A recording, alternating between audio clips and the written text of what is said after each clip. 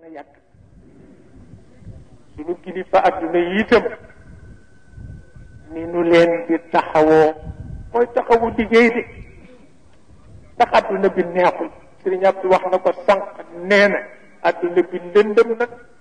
jaxasoo na ku ci bëgg dimbale kilifa fokk nga boole ay jikko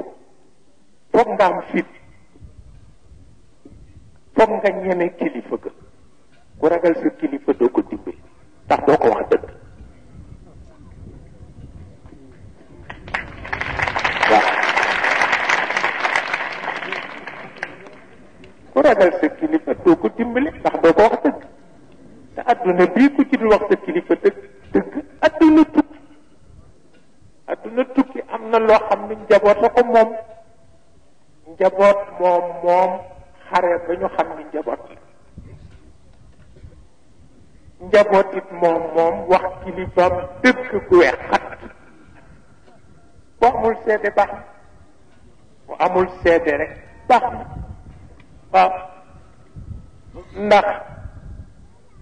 chamaal góor gële chamaalu Taxlabi moo amirul muminin Abdul Malik ibn Marwan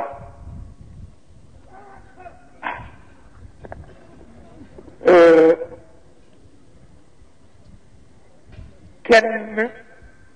ci umaraul muminin ku gën Abdul Malik xaw ma ko waaye itam nattoom mooy yàlla boole ko ku mel ni Chamaal ak Taxlabi nga xam ni fu ko dëgg fekk mu wax ko ba bés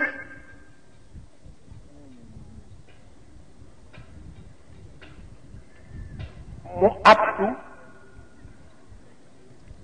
ci kanamu Abdul Malik moom Chamaal la mu abdoo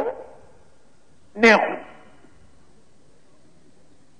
Abdul Malik sànni ko épée bi mu amee épée bi gaañ ko mu commencé di nacc mu dem këram mag ña fekk ko fa ni ko nag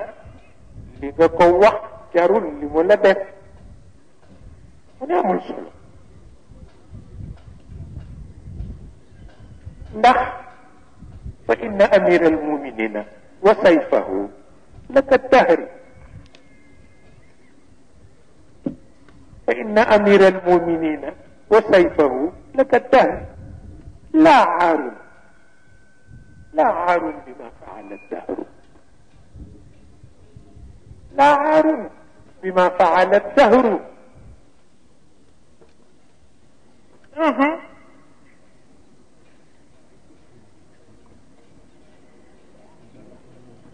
فإن أمير المؤمنين وسيفه لك الدهر تلاعر بما فعل الدهر kattan budul bu yàlla boroom dana sonni bés bu sonnee rek naqadee waxal waaye ku ko yedde nag xamuloo adduna boo ko yeddee def musiba daf koy jàpp